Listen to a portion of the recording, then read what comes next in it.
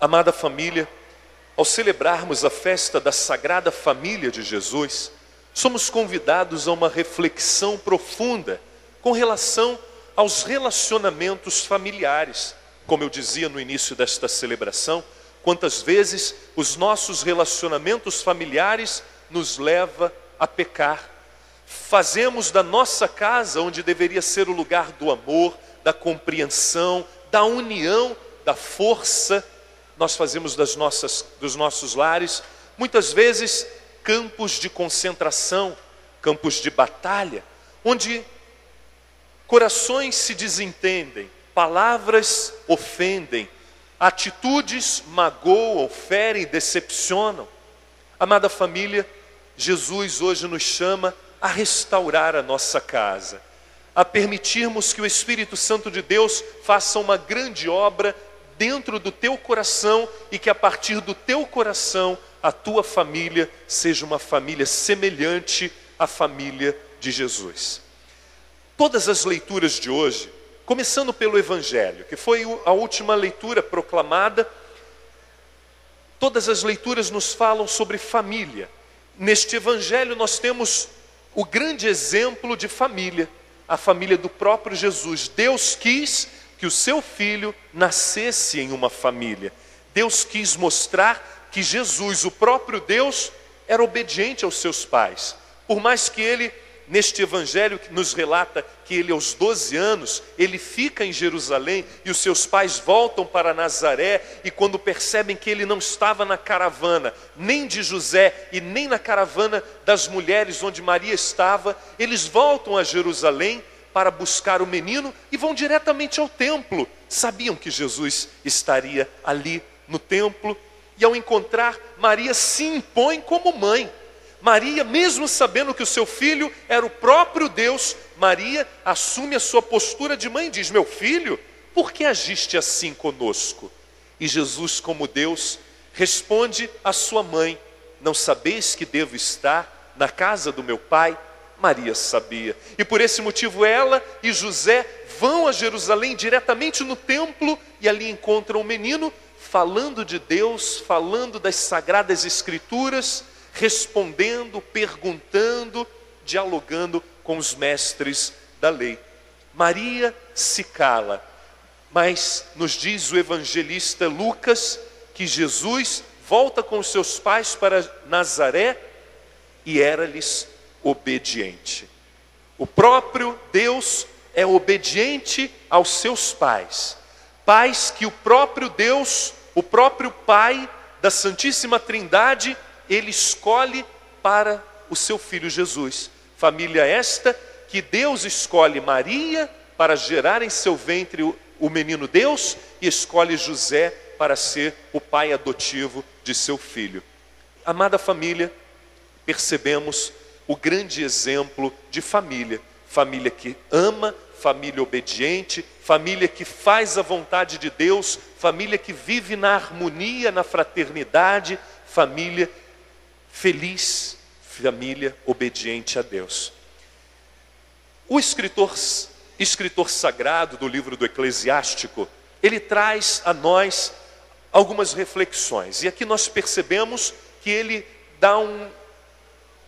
lança uma luz toda especial sobre os filhos, mostrando a nós, filhos, como devemos agir com os nossos pais. Mas depois São Paulo, na segunda leitura, ele também vai se dirigir aos esposos, aos pais, aos filhos novamente. Mas vamos por parte.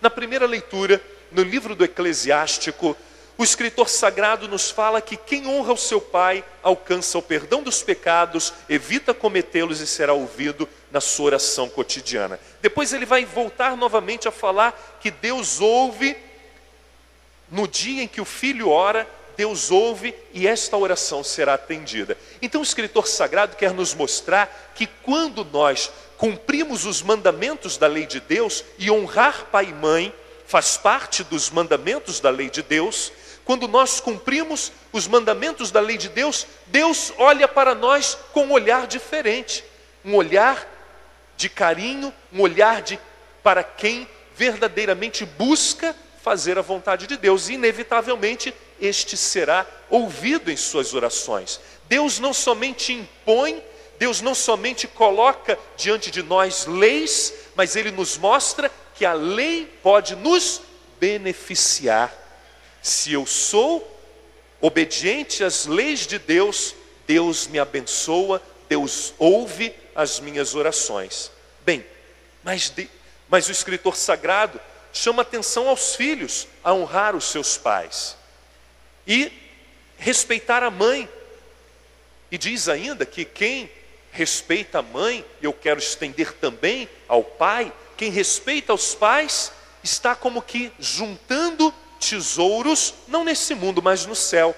E este tesouro juntado no céu vai contribuir para, no momento do teu julgamento, no momento em que estivermos diante de Deus, Deus puxará o teu arquivo de bem que você fez aos seus pais, do respeito, do honrar pai e mãe que você cumpriu, e isso vai contribuir no momento do julgamento final. Ainda mais, quem honra seu pai terá alegria com os seus filhos. Quantas e quantas vezes os pais reclamam: ah, o meu filho me trata assim, o meu filho me despreza, o meu filho é desobediente, o meu filho até me xingar, ele já me xingou. Será que o teu filho viu você obedecendo, sendo um bom filho com seus pais? Se você quer educar bem os seus filhos, mostrar ao seu filho como você quer ser tratado, trate você hoje muito bem os seus pais. Dê exemplo, dê testemunho de como os pais merecem ser tratados. Sabemos que não podemos escolher pai, mãe, irmãos, não podemos escolher.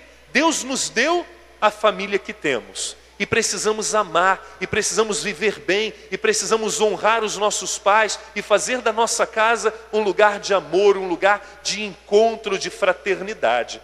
É difícil? Sim, porque cada um tem uma cabeça diferente, ninguém é igual ao outro. Todos nós somos diferentes, por mais que você muitas vezes diga: ah, a minha filha é igual ao pai, ou o meu filho é igual a mim. Enfim, quantas e quantas vezes nós ouvimos isso, não é verdade? Mas não é verdade não, ninguém é igual a ninguém. Pode até parecer, mas ninguém é igual a ninguém. Surpreendemos o ser humano a cada instante.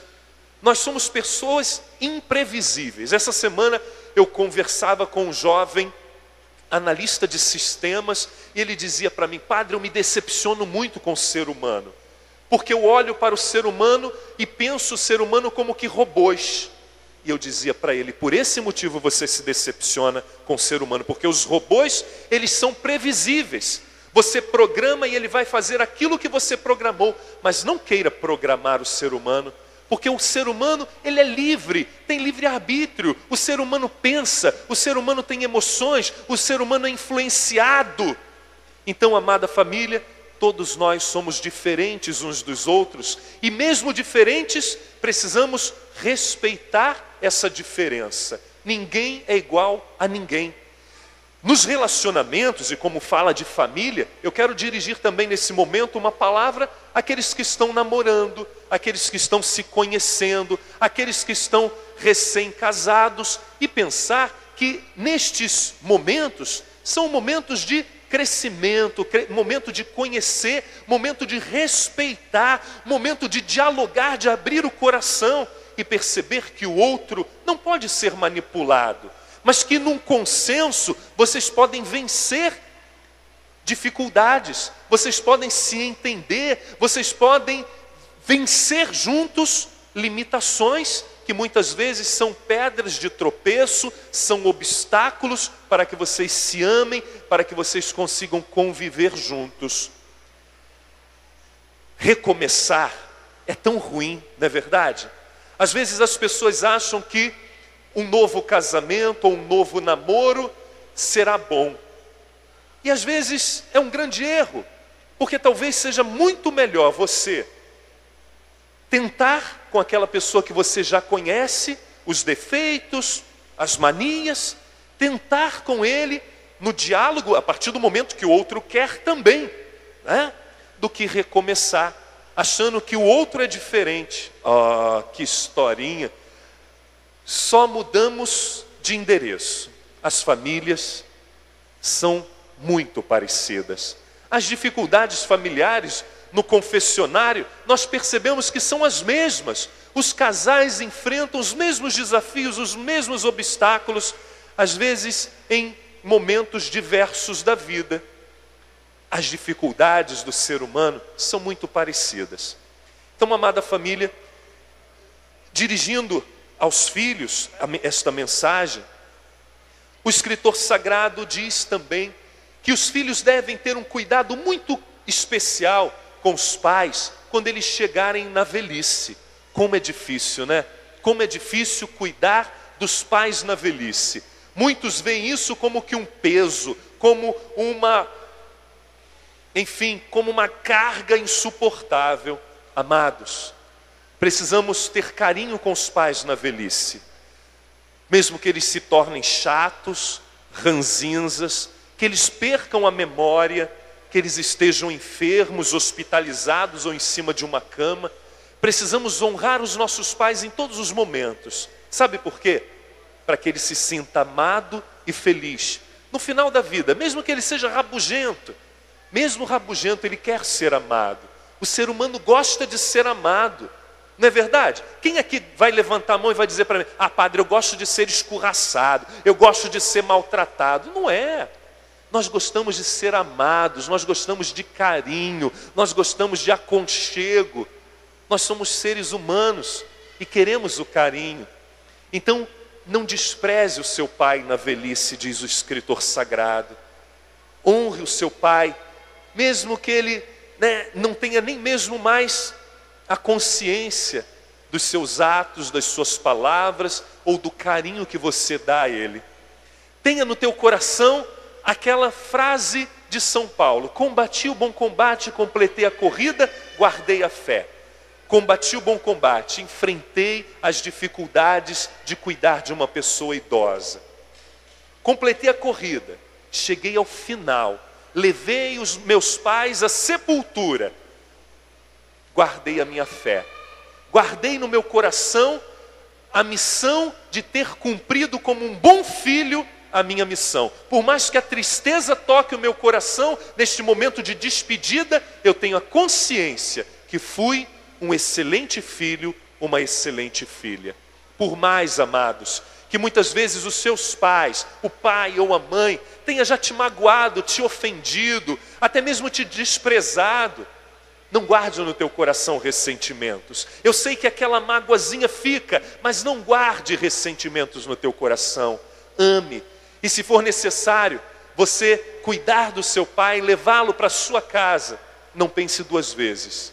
Porque isso fará com que os teus filhos vejam o teu exemplo, o teu amor de bom filho, de boa filha. E tenha certeza que quando a velhice chegar para nós também, porque chegará, se nós não morrermos antes, se a velhice chegar para nós, aqueles que viram você tratar bem os seus pais, também te tratarão bem. É isso que o escritor sagrado nos fala. Não humilhes os seus pais em nenhum dos dias de sua vida. A caridade feita ao teu pai não será esquecida por Deus. Olha que lindo, olha que lindo. A caridade, o amor, a paciência, tudo que você fizer aos seus pais nunca será esquecido por Deus. Depois, São Paulo, na carta que ele escreve aos Colossenses, ele dirige mensagem a nós, família.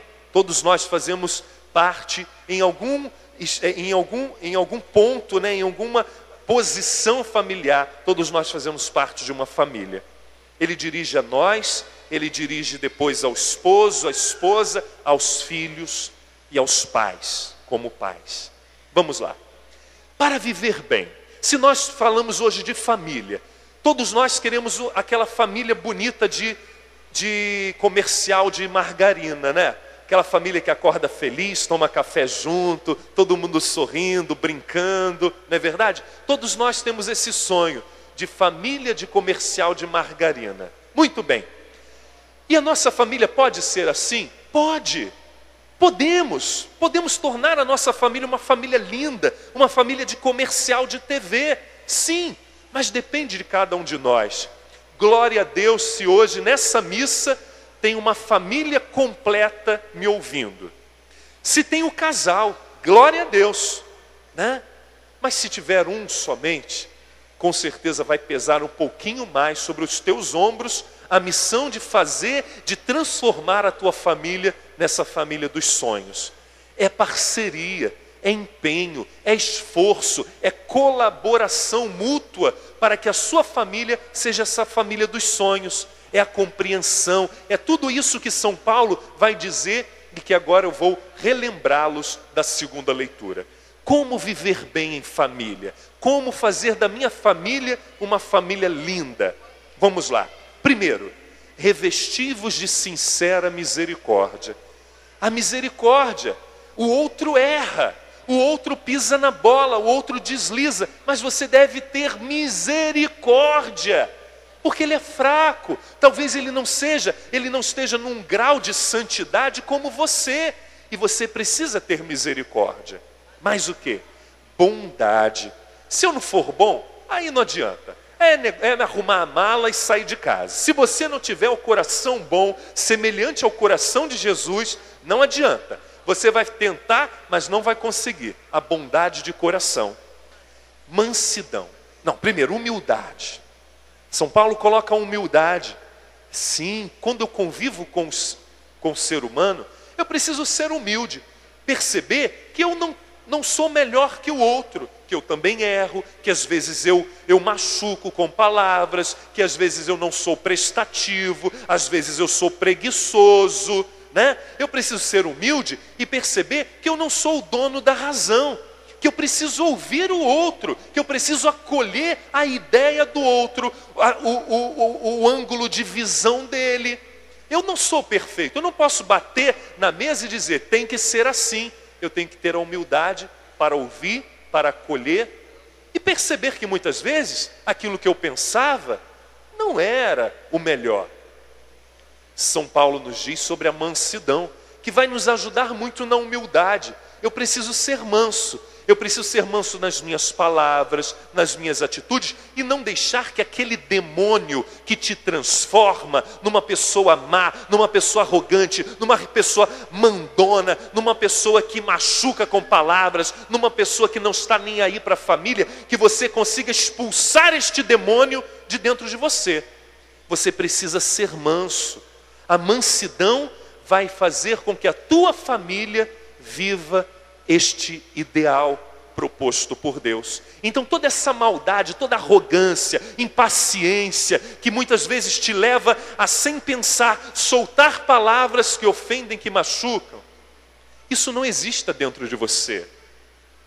Você está preocupado, você está chateado com o que aconteceu lá no seu trabalho, o vizinho que fica pingando a goteira do ar-condicionado em cima da bandeja do seu, fazendo barulho, o vizinho que colocou lixo na porta da tua casa, você está aborrecido com isso tudo? Não leva para dentro da sua casa.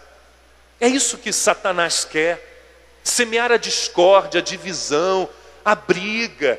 Ele quer desestabilizar a tua família. Porque ele sabe, se ele enfraquecer, ele vai destruir. Se ele enfraquecer, ele vai separar. É isso que o demônio quer. E nós temos que estar atentos, porque o foco principal de Satanás é a família. Porque a família desestruturada é sinal de derrota. Então, amada família, precisamos estar orando e vigiando e pedir a Deus esse dom da mansidão, para que eu pense antes de falar. Não fique eu pensando que, depois que eu magoo, que eu falo o que eu quero, eu posso chegar que nem um cachorrinho com o rabinho entre as pernas e dizer, me desculpa, me perdoa, idiota. Não abra a boca para pedir perdão ou desculpa, se você vai voltar a fazer o mesmo. Não faça essa besteira, converta-se, porque essas duas palavrinhas, desculpa e me perdoa, não são palavras mágicas, não. Não cicatriza feridas, não. Não, amados. Depois que você solta poucas e boas, que você machuca, que você fere, que você faz chorar, Não adianta ficar dizendo, me desculpa, me perdoa. Isso serve para você, para o outro não. O outro vai precisar de oração para vencer a dor sofrida, as mágoas, a humilhação. O outro vai precisar de oração. São Paulo ainda nos diz sobre a paciência, que está ligada a tudo isso, e ele nos diz do suportai-vos uns aos outros. Muitas vezes as pessoas tomam isso como a base de tudo, suportai-vos uns aos outros. Não, Deus não quer isso. O meu casamento está indo de mal a pior, mas Deus disse, suportai-vos uns aos outros, eu estou suportando. Não, amados, Deus não quer isso. Deus quer ver você feliz, e Deus quer ver que o outro seja feliz. Quando eu celebro um casamento, eu nunca esqueço de dizer uma coisa ao casal: a partir de hoje, você recebe nas mãos a missão de fazer o outro a pessoa mais feliz do mundo. Quem eu celebrei o casamento aqui, eu tenho certeza que eu disse isso. Podem não lembrar, mas eu disse, a partir de hoje, você é responsável pela felicidade dele, você é responsável pela felicidade dela. E se empenhar e se esforçar. Para que tirou ela da casa dela? Para que tirou ele da casa dele? Para fazer infeliz? Para fazer chorar? Não faça isso. Faça a tua esposa, o teu esposo, a pessoa mais feliz do mundo. E São Paulo vai falar sobre isso daqui para frente. Quando ele dirige estas palavras às esposas: esposas, sede solícitas para com os vossos maridos.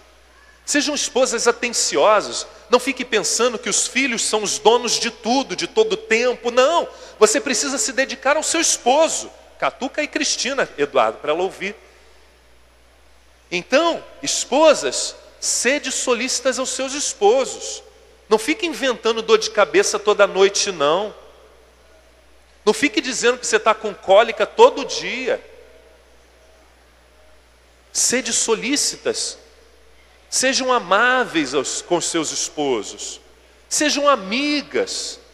Não esqueça o teu marido, porque você, eu cuido do meu filho o dia inteiro, e é tudo para o meu filho, todo o tempo para o meu filho. Filho cresce e vai embora de casa.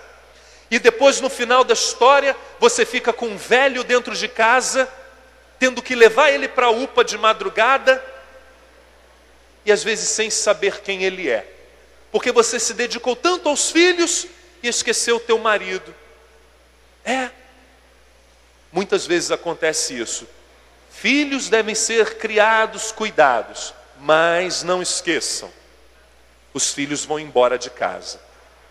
E você vai ficar com o velhinho, você vai ficar com a velhinha dentro de casa. São Paulo dirige as suas palavras agora aos esposos. Maridos, amai vossas esposas, e não sejais grosseiros. Não seja um cavalo batizado, que dá coice, que maltrata, que acha que a mulher, tem que ser tratada no chicote, no grito, no berro, descontando em cima dela todo o teu mau humor. Não, a sua esposa deve ser bem tratada, amada. Ela gosta de carinho, ela gosta de ser tratada como uma namoradinha. E você acha, já estamos casados, não preciso mais levar uma flor, não preciso mais levar bombons e nem ursinhos de pelúcia, porque agora ela já é minha esposa. Não seja assim. Faça como o Roberto Carlos lembra na antiga canção: eu sou aquele amante à moda antiga, do tipo que ainda manda flores. E apesar do velho tênis e da calça desbotada, ainda chamo de querida aquela velhinha, com 40, 50 anos de casamento, de minha querida namorada. Isso é romantismo. Tem que continuar a ser romântico. O amor precisa ser restaurado. A chama do amor não pode se apagar, não pode viver o casal encoberto por cinzas. Precisa de fogo. O casal tem que pegar fogo. Com 20, com 30, com 40, com 50 anos, o casal tem que pegar fogo. Não pegava quando se conheceram? Não foi isso que motivou você a se casar? Não foi o fogo do amor? Então esse fogo não pode se extinguir. Ele tem que continuar vivo. E o fogo, para permanecer vivo, ele precisa ser abanado. Senão a cinza encobre o fogo. Você já viu aquela fogueira de São João? Eu vejo aqui na igreja, quando a gente faz uma fogueira, fica tudo cobertinho de cinzas, mas se a gente chega lá com um papelão, a gente começa a abanar, a cinza se espalha e o fogo sobe de novo. Se você está vivendo nesse momento de cinzas, dá uma abanadinha. Faz bem para a família, faz bem para o relacionamento, né? Você vai ficar mais bem-humorado, né? Você vai ficar bem mais humorado. E se você, mulher, estiver passando por alguma dificuldade, vai no médico. Hoje os médicos têm solução para tudo. Tem remédio, medicamento para todas as situações. Não fique dando desculpas. Bem, esposos, para que elas sejam graciosas, carinhosas com vocês, vocês não podem ser grosseiros. Tem que ser românticos. Tem que falar com a sua esposa como você falava quando você quis conquistá-la. Lembra que você era cheio de nhenhenhé? Lembra? Lembra que você era cheio de romantismo? Parecia Dom Juan? Lembra que você, né, era todo cheio de historinha? Não pode perder isso. Você precisa continuar sendo assim. Esposas, vocês lembram que vocês, quando iam se encontrar com o namorado, você passava meia hora no espelho, se preparando, se arrumando toda? Não muda isso não. Que o teu esposo não te encontre desarrumado em casa, suja de gordura, com cabelo com cheiro de cebola. Não. Esteja linda, né, perfumada. Quando ele chegar, esteja toda gatinha para ele. E você também, esposo. Eu nunca perco essa oportunidade, né? Não ande que nem um muquirana, não. Todo mal arrumado, a esposa sempre bonita e o marido sai do lado dela de chinelo, de short, camiseta, e ela toda linda, morrendo de vergonha de ter aquele camarada escroto do lado dela. Acontece.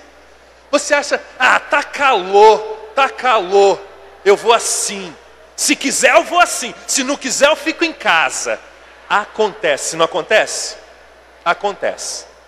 Eu sei porque eu vejo isso dentro da minha casa, né? Eu vejo isso dentro da minha casa, né? Se quiser eu vou assim.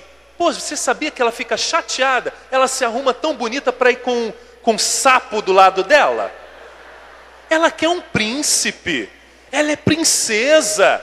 E ela quer um príncipe do lado dela, não um sapo não. Cheio de verrugas e verde, fedorento, não. Ela quer um príncipe, você é um príncipe, que pode se transformar, só ter cuidado. Ter cuidado. É isso que São Paulo fala. Amados, vamos aos filhos. São Paulo também dirige palavras aos filhos. Olha só, filhos, obedecei em tudo os vossos pais. Filhos, presta atenção. Os pais são chatos, né? Pegam no pé. Não deixam isso, não deixam aquilo, não deixam ir na casa daquele, ou ficar na rua, ou sair de madrugada, voltar de madrugada. Não são assim? São. Sabe por quê? Porque eles amam. E quando se ama, quer cuidar. Quando ama, protege. Quando ama, às vezes são chatos. Mas São Paulo fala assim, pais, não intimideis os vossos filhos, para que eles não desanimem. Cuidar bem do filho não significa protegê-lo embaixo da sua asa, não. Cuidar bem do filho é direcionar o voo dele, é mostrar a ele como se voa. O filho não pode ficar embaixo das asas dos pais. Os filhos precisam voar, direcionados por vocês. E os filhos, para dar bons voos, precisam ouvir os pais, porque já deram voos, tem experiências, tem horas e horas de voo, então eles podem direcionar bem o seu voo. Então os filhos precisam ser obedientes. Sim, enquanto você estiver na casa do papai e da mamãe, comendo da comidinha que eles te dão, sustentados por eles, vestindo a roupinha que eles te dão, usando do dinheirinho deles para sair, para passar, nas festinhas, abaixe a cabeça, seja obediente. Não quer mais? Não quer mais ouvir o papai e a mamãe dizer, não faça isso, não faça aquilo, volte essa hora? Trabalha, mete as caras e viva. Aí diga para o papai e para a mamãe, já tenho meu dinheiro, posso manter a minha casa, eu vou morar sozinho. Mas enquanto você estiver dentro da casa do papai e da mamãe, abaixe a cabeça e diga, sim senhor, sim senhora, sim papai, sim mamãe. Tá? Não posso também ficar passando só a mão na cabeça de vocês, não. Tem que dar uma cacetadinha, né? E é assim. A palavra de Deus hoje vem orientar a boa convivência de uma família.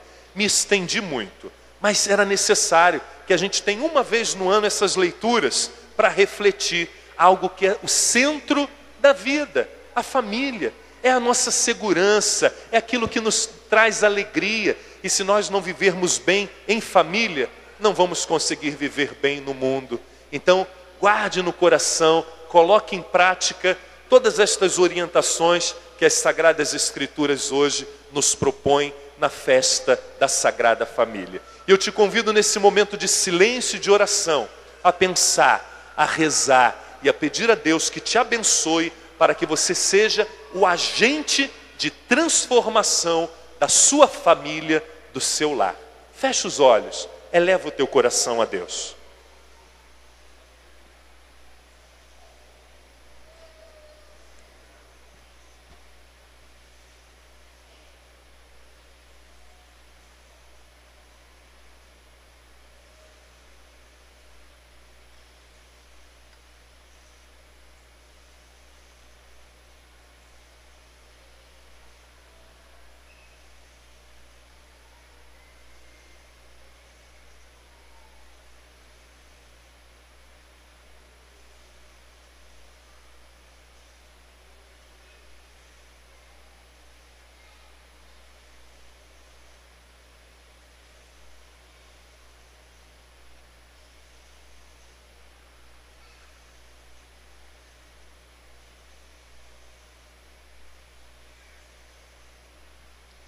Professemos a nossa fé. Creio em um só Deus, Pai Todo-Poderoso, Criador do céu e da terra, de todas as coisas visíveis e invisíveis. Creio em um só Senhor Jesus Cristo, Filho unigênito de Deus, nascido do Pai antes de todos os séculos, Deus de Deus, luz da luz, Deus verdadeiro de Deus verdadeiro, gerado, não criado, consubstancial ao Pai. Por ele todas as coisas foram feitas, e por nós homens, e para nossa salvação, desceu dos céus, e se encarnou pelo Espírito Santo, no seio da Virgem Maria, e se fez homem. Também por nós foi crucificado sob Pôncio Pilatos, padeceu e foi sepultado, ressuscitou ao terceiro dia, conforme as Escrituras, e subiu aos céus, onde está sentado à direita do Pai, e de novo há de vir em sua glória para julgar os vivos e os mortos, e o seu reino não terá fim. Creio no Espírito Santo, Senhor que dá vida, e procede do Pai e do Filho, e com o Pai e o Filho é adorado e glorificado. Ele que falou pelos profetas, creio na Igreja una, santa, católica e apostólica, professo um só batismo para a remissão dos pecados, e espero a ressurreição dos mortos e a vida do mundo que há de vir. Amém. Antes das preces, eu quero ainda acrescentar mais uma coisinha na pregação: o diálogo. O casal precisa conversar. Se não houver diálogo, de nada adianta o que o padre Renato falou, porque é pelo diálogo que vocês vão conseguir aparar as arestas, consertar, vocês vão conseguir restaurar. Sem conversa, sem paciência para ouvir, sem ter um coração humilde para se abrir ao outro, não adianta de nada. É destruição.